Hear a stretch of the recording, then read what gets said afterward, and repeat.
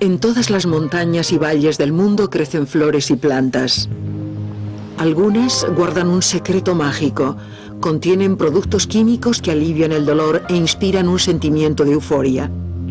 En ciertas etapas de la historia, dichas plantas se consideraron un regalo del cielo, aunque en el último siglo su uso haya sido ilegalizado y condenado. Antaño, marihuana, cocaína, opio, éxtasis, LSD e incluso la heroína fueron drogas legales. En la actualidad son objeto de una guerra policial. ¿Son las plantas y las drogas derivadas de ellas lo que ha cambiado o somos nosotros?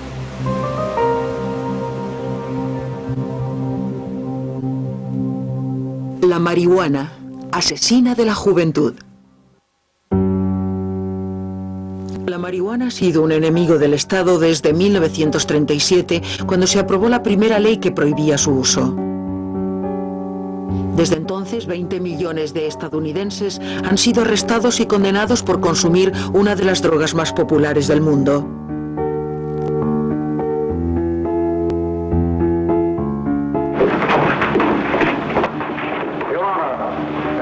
The state waives trial of the defendant Ralph Wiley. It is convinced that he is hopelessly and incurably insane, a condition caused by the drug marijuana to which he was addicted. En ocasiones las leyes no son muy eficaces como elemento disuasorio. El gobierno confió en otra arma, las películas educativas. This harmless-looking cigarette is cloaked in many innocent disguises. But light the match, inhale the smoke, and it becomes an invitation to your own murder. Tenían que controlar algo que se extendía por todo Estados Unidos como una mala hierba, y confiaron en las palabras, porque no tenía muchos recursos más a los que acudir. Creo que mucha gente ha visto la locura de los porros.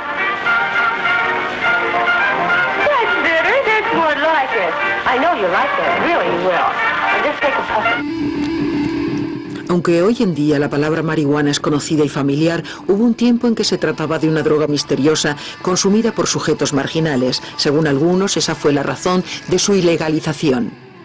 Las drogas son ilegales porque crean problemas. Las drogas ilegales causan problemas de salud.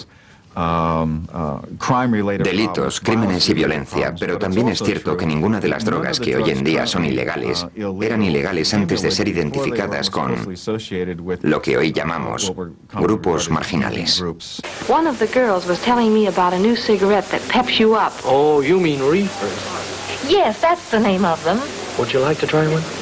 Sure, why not? I'm supposed to be on the loose. Okay.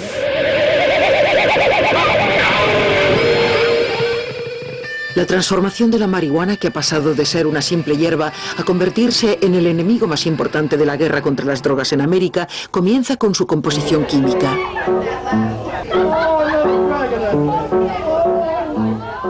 Al inhalar el humo de la marihuana, su delta 9 tetrahidrocannabinol, también llamado THC, entra en los pulmones pasando luego al cerebro. Allí esta sustancia ataca las neuronas, produciendo una distorsión de la percepción, falta de coordinación, desconcentración y en ocasiones hilaridad incontrolable.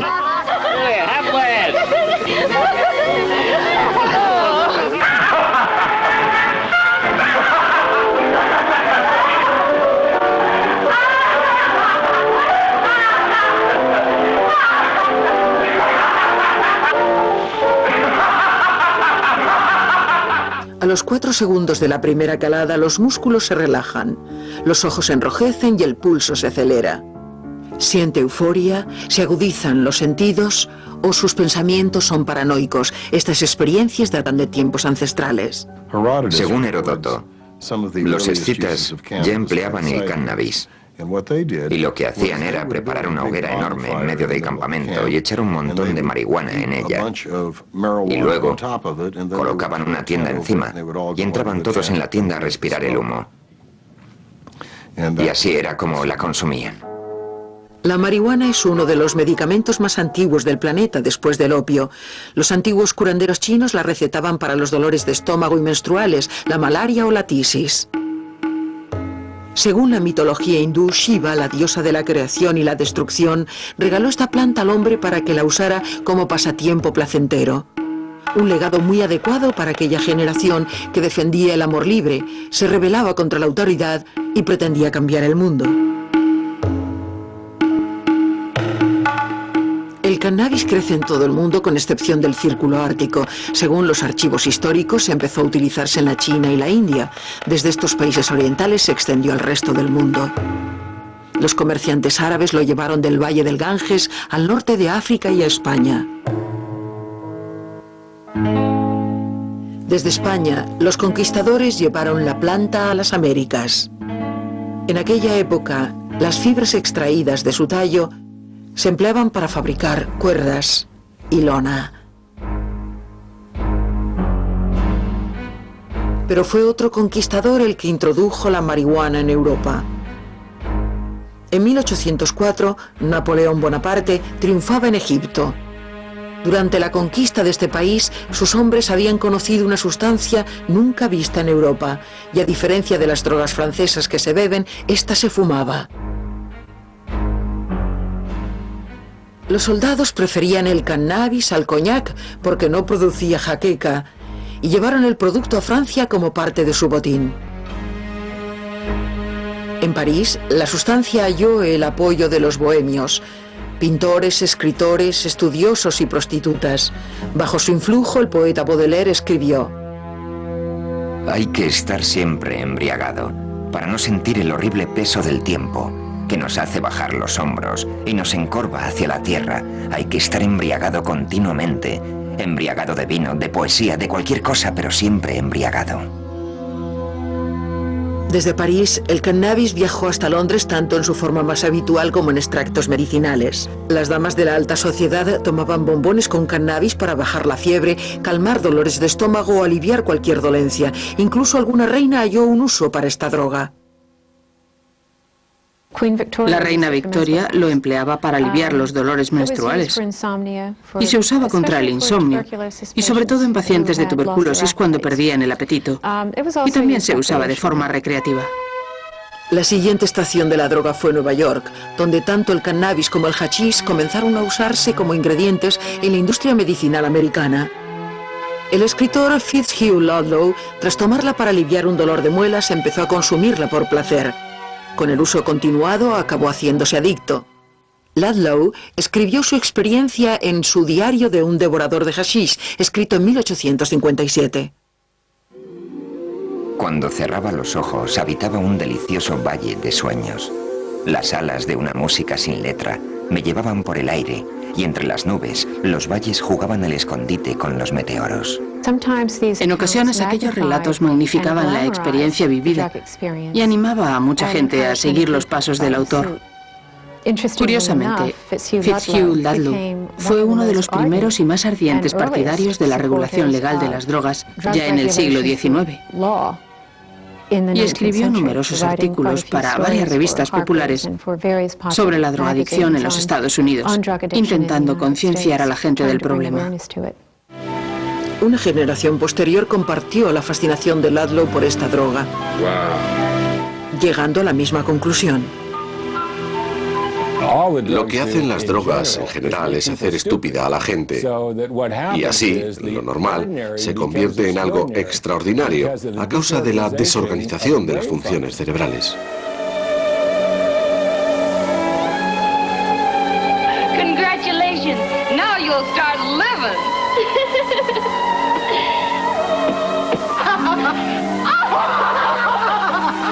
My head is so light it feels like it's floating.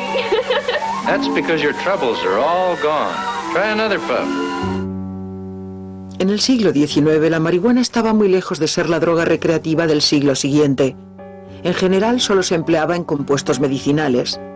Los estadounidenses apenas conocían nada de las cualidades intoxicantes de su combustión, algo muy usual en el este, hasta que Abdulhamid II, sultán de Turquía, envió un regalo muy especial al pueblo norteamericano. 1876, en Filadelfia se celebra la Exposición Universal como parte de los festejos del centenario de la Declaración de Independencia Americana. En ella se exhiben las maravillas del mundo moderno, entre otras el teléfono y la imprenta personal, también llamada máquina de escribir. Ha llegado la era industrial. En el pabellón de Turquía, el sultán Abdulhamid II hacía un exótico regalo: dar a conocer la marihuana fumada en lo que sería probablemente la primera fiesta con drogas de los Estados Unidos, y puede que la más visitada, con excepción de Woodstock, celebrada 93 años después. El regalo del sultán encendió la mecha del ingenio yanqui. Viendo el dinero que podría sacarse de aquel placentero entretenimiento, los empresarios empezaron a abrir fumaderos turcos. A veces la gente iba a aquellos lugares en secreto por hacer el tonto, pero allí había damas de la alta sociedad, así como eminentes hombres de negocios, y se dedicaban a fumar hachís y a comer dulces hechos con esta sustancia. En una época en que el movimiento para la moderación intentaba prohibir el alcohol y cerrar los bares, la marihuana podría haber sido una alternativa a los licores fuertes. Pero los fumaderos cerraron. La droga preferida por los americanos era el alcohol y no el cannabis, hasta que una enmienda a la Constitución ilegalizó el alcohol y el país volvió a descubrir la marihuana. Nueva Orleans, 1920. El segundo puerto más importante de América, era también la ciudad con más imaginación y diversión. En esta extraña ciudad en la que conviven negros, franceses, españoles, americanos, europeos y chinos, aparece una nueva música surgida del choque de culturas. Esta música es el jazz.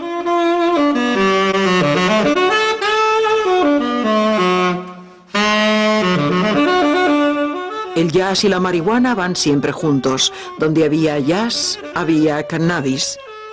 Pero existía otra razón para la generalización de su uso. En 1920 esta era la única droga legal del mercado. Incluso en esta ciudad, capaz de satisfacer todos los deseos carnales, la prohibición había eliminado casi por completo la venta de alcohol.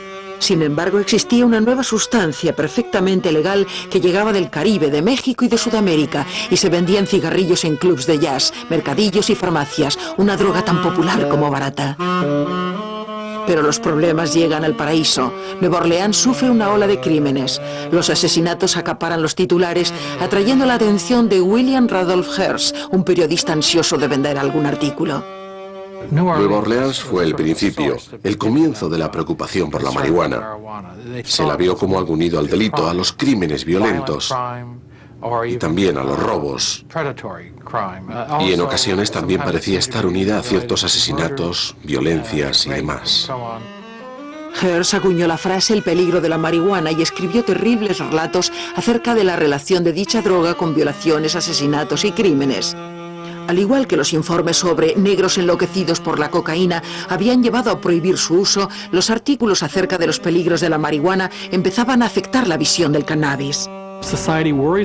La sociedad se preocupa por sus miembros dementes.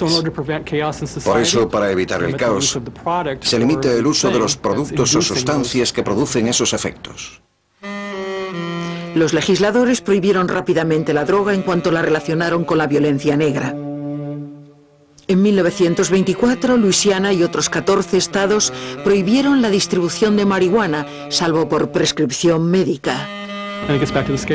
Es usar un chivo expiatorio. Se puede atacar a otra raza o a las clases bajas. Y puedes usar para eso la droga. Puedes atacarles porque consumen esa droga. Poco a poco el cannabis sería prohibido en todo el país, un estado tras otro por una u otra razón. En el sudoeste, las razones fueron la economía y los prejuicios. Les preocupaban todos los mexicanos que había en la frontera de Texas, que era la época de la depresión y esos mexicanos nos habían sido muy útiles en el campo en los años 20, cuando los necesitábamos, pero luego con la depresión, con tantos blancos sin tener de qué comer, desde luego no necesitábamos mexicanos. ¿Y cómo podíamos atacarlos y librarnos de esa mano de obra barata, echarlos de allí? Según la Gaceta de San Antonio, los hombres que fumaban esa hierba se excitaban hasta tal punto que sufrían periodos de locura y cosas peores. Se volvían tan agresivos como demuestran los crímenes cometidos en plazas, arsenales, barracas y humildes suburbios de México. En 1931 se aprobó la ley de repatriación de los mexicanos, y los que no dejaban el país obedientemente eran acosados de diversas formas. A muchos de ellos se les acusaba de vagancia y otros eran arrestados por posesión de marihuana, violación de unas leyes que eran en la mayor parte de los casos una mera excusa para echar del país a los mexicanos. En Texas, por ejemplo, si te pillaban con un porro encima, podían meterte en la cárcel para toda la vida. De hecho, hubo campañas en otros estados a favor de la pena de muerte. Y hubo casos de gente que estuvo muchísimos años en la cárcel, décadas incluso en prisión, por posesión. Pero salvo en unos cuantos estados del sudoeste, la marihuana seguía siendo legal en los Estados Unidos. Aunque eso cambiaría cuando Harry J. Anslinger, el mejor agente de antivicio de la nación, entrara en el Departamento Federal de Narcóticos. Sin embargo, Anslinger tuvo que convencer al Congreso de que se hiciera algo nunca hecho hasta entonces, y legalizar una hierba. Y su táctica fue la de convencer al pueblo estadounidense de que dicha hierba era la causa de asesinatos y crímenes sexuales, algo que amedrentó a la América de la Depresión.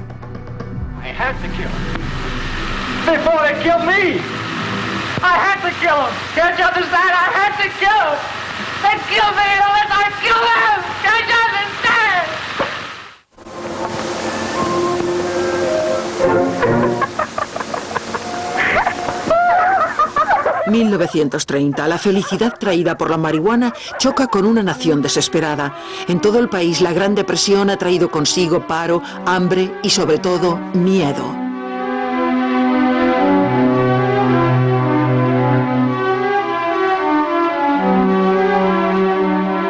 Let me assert my firm belief that the only thing we have to fear is fear itself. Pero el miedo no es solo por la crisis económica. Se teme a los gángsters, a los sindicatos y los comunistas, a los inmigrantes y hasta el alcohol. Las bebidas alcohólicas llevan prohibidas desde la enmienda de 1920. 14 años más tarde se levanta la prohibición. El gobierno se centra en la persecución de los narcóticos. El Departamento Federal de Narcóticos era algo sin precedentes, pues era un departamento autónomo, encargado de hacer cumplir las leyes sobre narcóticos en los años 30. Dicho departamento era dirigido por Harry J. Anslinger, que entonces tenía 38 años. No tenía ninguna experiencia con drogas, pero llegó y era un burócrata de los pies a la cabeza. De modo que quería proteger su departamento. Deseaba mantener su presupuesto. Para Anslinger, la lucha contra las drogas no poseía ningún glamour, pero pronto se dio cuenta de que era una de las cuestiones más importantes de su época, refrendada por uno de los hombres más poderosos, William Randolph Hearst, editor de varios periódicos.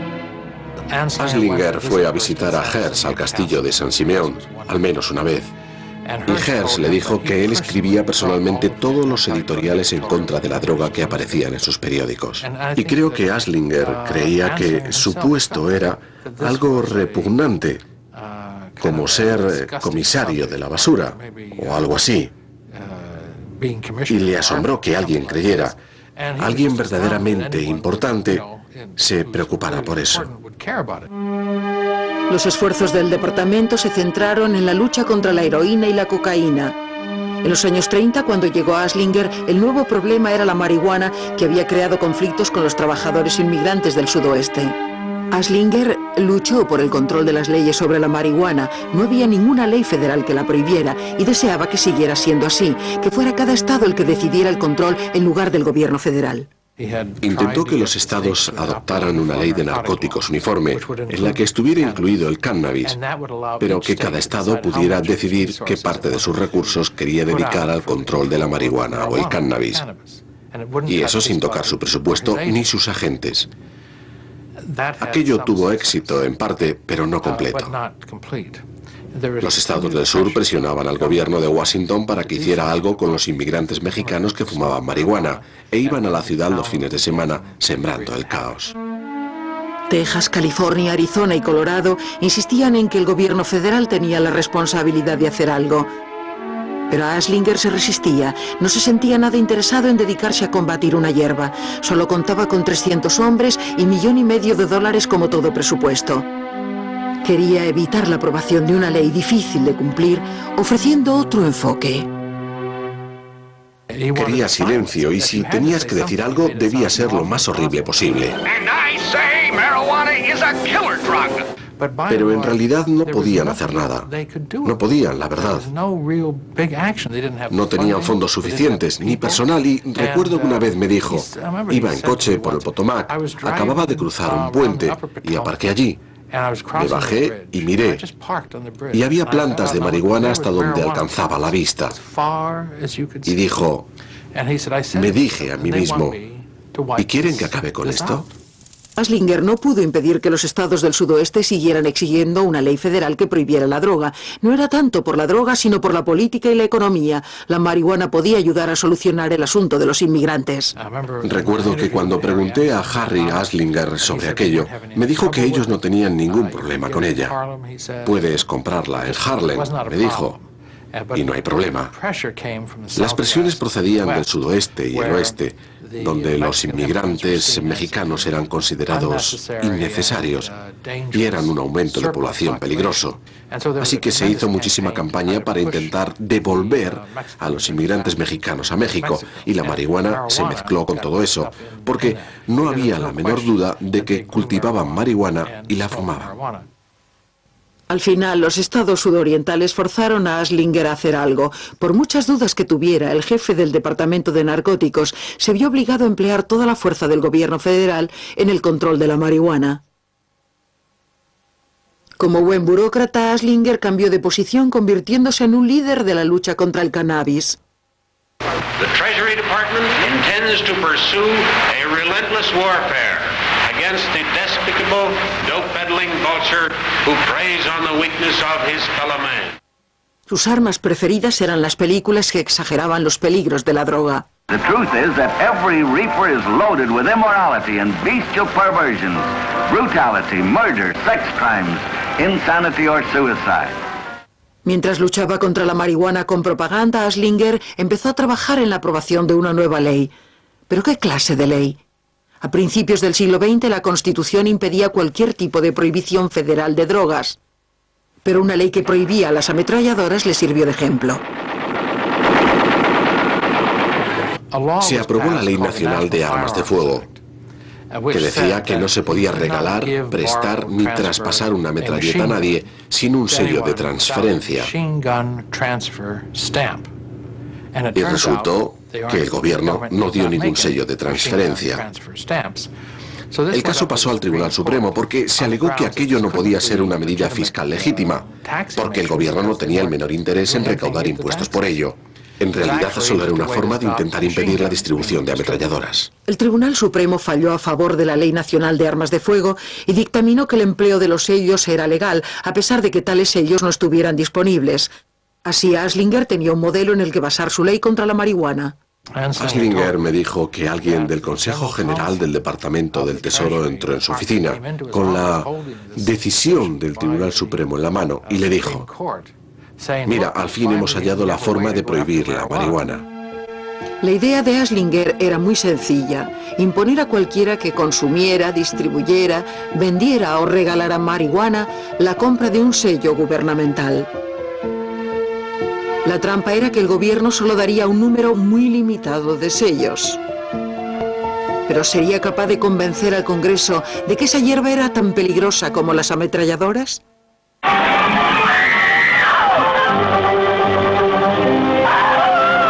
The next tragedy may be that of your daughter, or your son, or yours, or yours, or yours.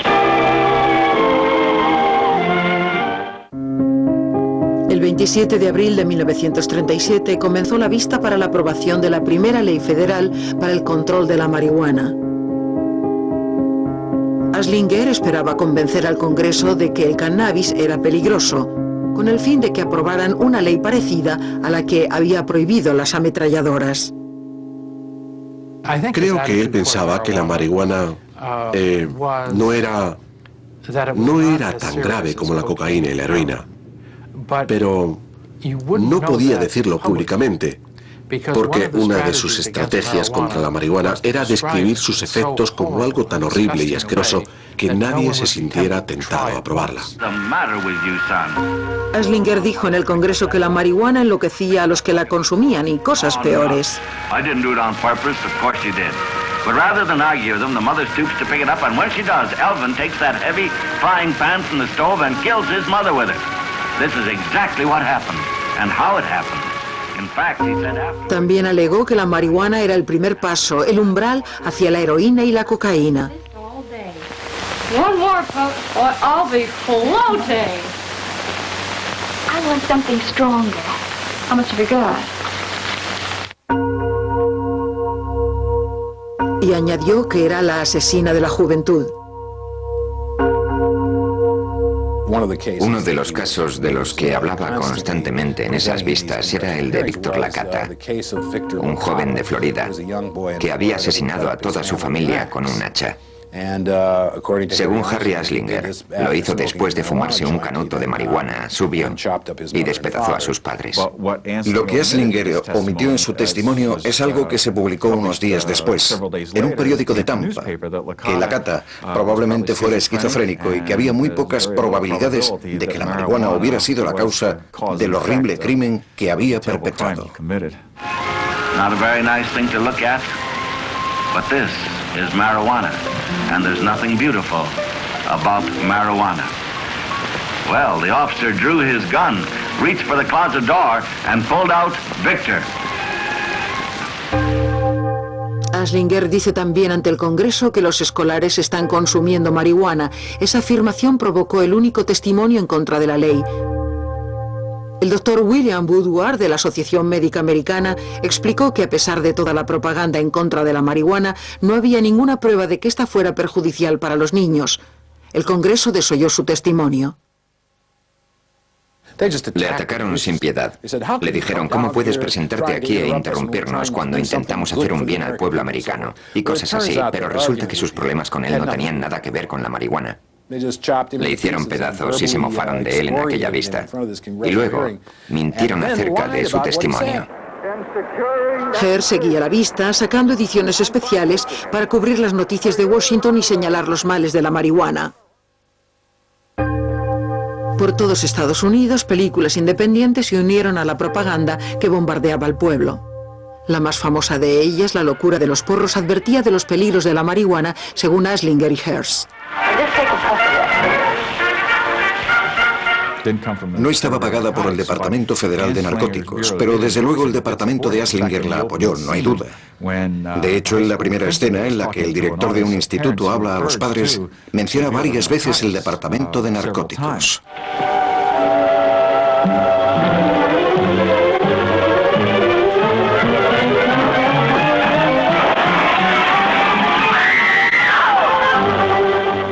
Asesinato, violación y suicidio se mezclaban para retratar de forma horrible los peligros de la marihuana.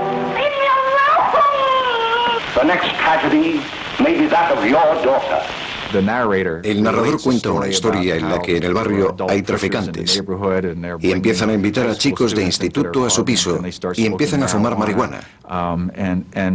Y casi todo lo que cuenta la película sobre la marihuana, sus efectos, sus empleos, están distorsionados, exagerados o simplemente equivocados.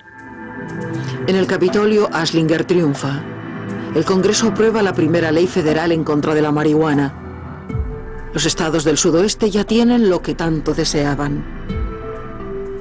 Tras una vista de 5 días, la ley en contra de la marihuana pasa al Congreso, donde es aprobada.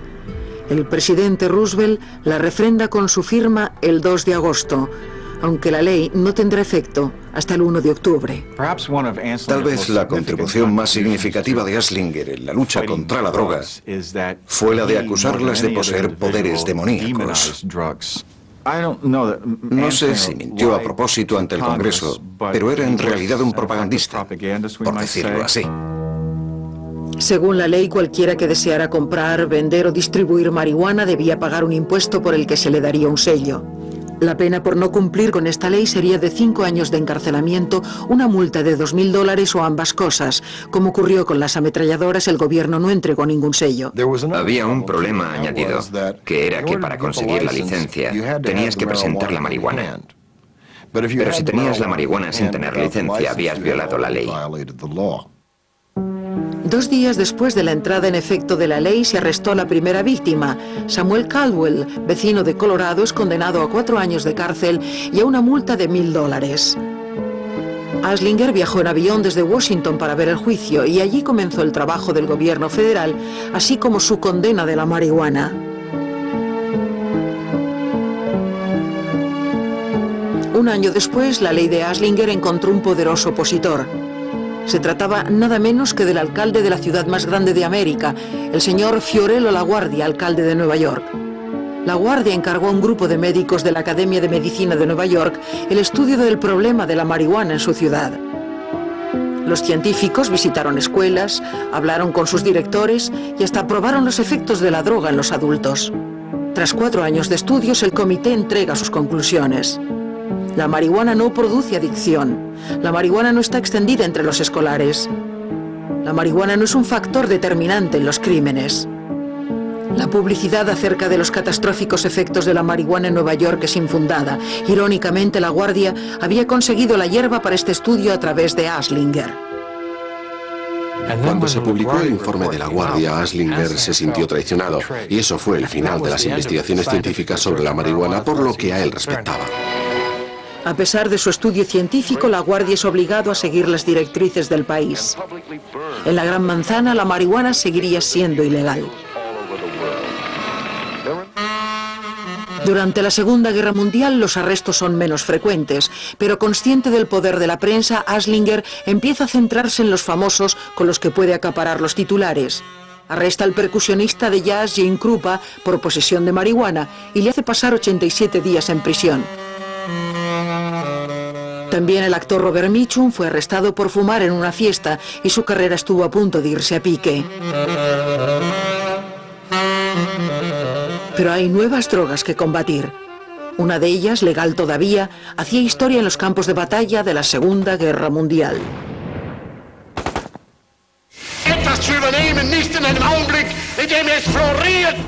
De todos los adelantos tecnológicos empleados por Alemania durante la Segunda Guerra Mundial, había uno que era empleado tanto por el Führer como por los soldados. Se trataba de las anfetaminas sintéticas, más conocidas por el nombre de Speed, una droga muy extendida por todo el ejército germano. Todo el mundo se asombraba de la rapidez con la que avanzaba el ejército alemán por la Europa occidental. Nadie podía creer que pudieran caminar día y noche sin parar. Y lo que ocurría era que daban grandes dosis de anfetaminas a los soldados.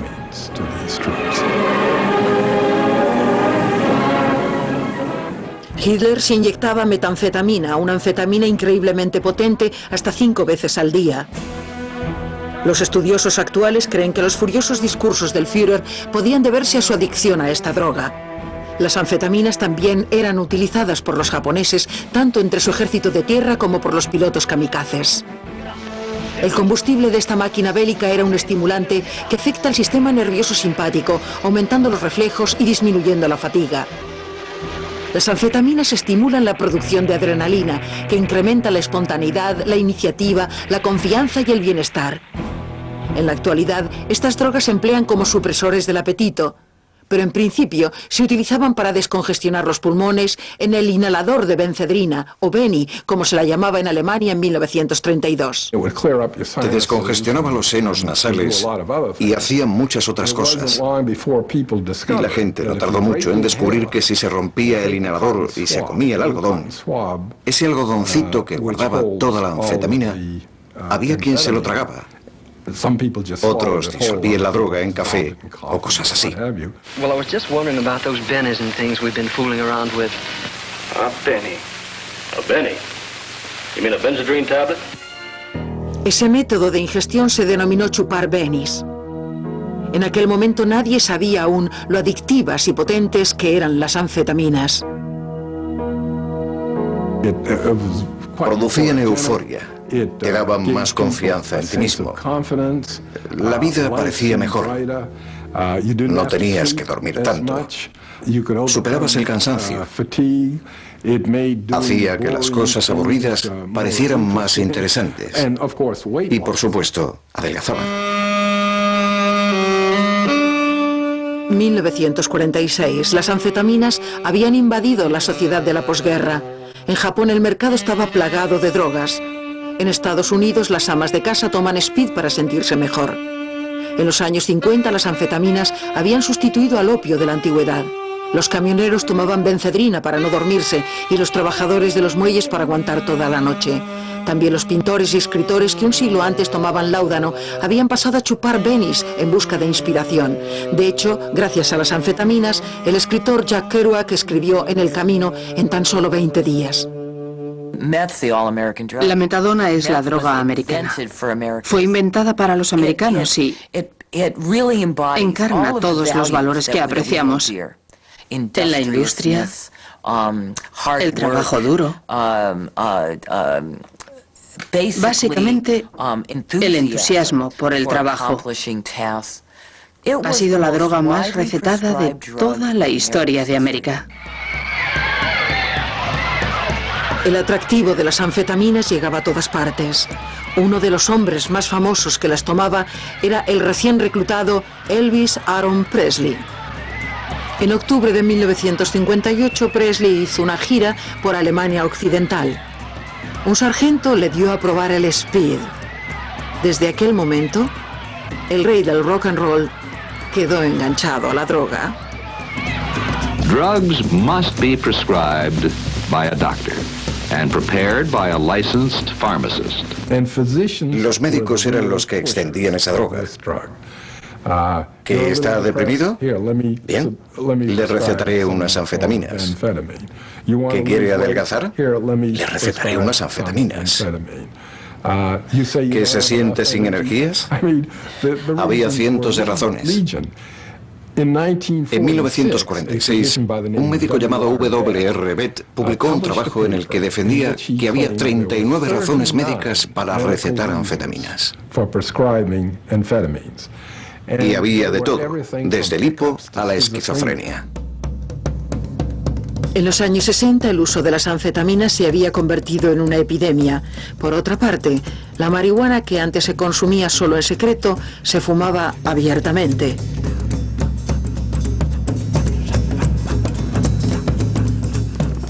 A diferencia de las anfetaminas, que eran legales, la marihuana estaba prohibida desde 1937. Según las leyes federales, su posesión podía llevarte a la cárcel. Sin embargo, a pesar de este peligro, era la droga de moda, la favorita de la juventud.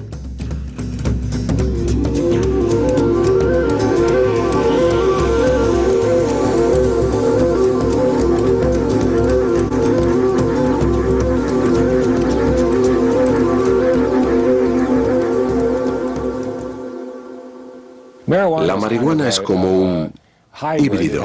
Tiene cosas parecidas al LSD, pero además no produce una dependencia física ni muerte por sobredosis. Y esto da la impresión de que no sea una droga adictiva, y por eso atrae a la gente inteligente, que están interesados en traspasar los límites convencionales con su comportamiento. 33 años después de aprobarse la ley contra la marihuana, se cuestionó si era o no constitucional. El hombre que llevó el tema ante el Tribunal Supremo fue el mismo hombre que había dicho a una generación: poneos las pilas, colocaos y caed rendidos. Timothy Leary. Timothy Leary, el gurú del LSD, alegó que para obtener la licencia tenías que haber violado la ley. Es decir, que tenías que tener la marihuana antes de pedir la licencia, por lo cual ya estabas violando la ley. Y por tanto, al pedir una licencia no hacías más que incriminarte. El Tribunal Supremo estuvo de acuerdo con él y anuló la ley. Y de un mazazo la ley federal que ilegalizaba la marihuana desapareció. Hasta 1914 la mayoría de la gente creía que la Constitución daba derecho a ingerir cualquier sustancia que uno desease. Además, las cosas que te hacían sentirte mejor debían ser buenas. Pero en 1970, Las drogas empezaron a considerarse nocivas y el Congreso decidió que su uso no debía ser protegido por la Constitución, por lo que se volvió a prohibir la marihuana. Mucha gente empezó a preocuparse por las drogas por primera vez en los años 70, porque los jóvenes las consumían con demasiada libertad y ligereza, y les preocupaba sobre todo la marihuana. La nueva ley federal es totalmente constitucional, a diferencia de la ley del 37. Sin embargo, el pueblo no deja de consumir marihuana. Al ilegalizarse, esta droga busca su sitio en una subcultura propia que incluye películas, teatro y revistas. Sin embargo, la metanfetamina aún no era totalmente ilegal. Podía ser recetada por los médicos, pero su consumo no medicinal era cada vez más alto. Se estima que en 1971 se fabricaban tantas píldoras de anfetamina de forma ilegal que si se repartieran entre todos los hombres, mujeres y niños del país, tocarían a 50 por cabeza. El uso de la metanfetamina sin propósitos medicinales es ilegal. Sin embargo, se fabrica ilegalmente en los 50 estados. Missouri y Utah eran los estados en los que más píldoras se fabricaban. Cuando el inhalador de benzedrina se sacó al mercado, casi 70 años antes, nadie habría podido predecir los daños producidos por este medicamento. La gente que abusaba de las anfetaminas solía ser bastante violenta. Empezaban por hacerse algo paranoicos, por lo que a veces malinterpretaban algo y pensaban que alguien quería hacerles daño. Y le pegaban un puñetazo o algo peor. Las anfetaminas eran también las drogas preferidas por los deportistas. Se abusaba de esta sustancia tanto en el fútbol profesional como en las carreras de caballos y en el ciclismo, hasta que Tommy Simpson se desmayó y murió mientras corría el Tour de Francia bajo la influencia de la metanfetamina. El speed mata. Hace explotar tu corazón. De verdad, puede hacer que explote. El músculo que es el corazón acaba rasgándose. Porque los mensajes que le envía el cerebro están totalmente fuera de control. El uso recreativo de esta potente droga arruinó miles de vidas, pero a pesar del peligro, cada día había más adictos. El primer speed que tomé fue como tener un orgasmo. No necesitaba un hombre, no necesitaba a nadie. Me quedé allí, me senté en el sofá y fue increíble. Era una sensación estupenda. Supe que había encontrado lo que había buscado toda mi vida y seguí tomándolo. Pero mientras que las anfetaminas habían sido recetadas por los médicos desde siempre, el uso medicinal de la marihuana no fue aceptado hasta la década de los 90.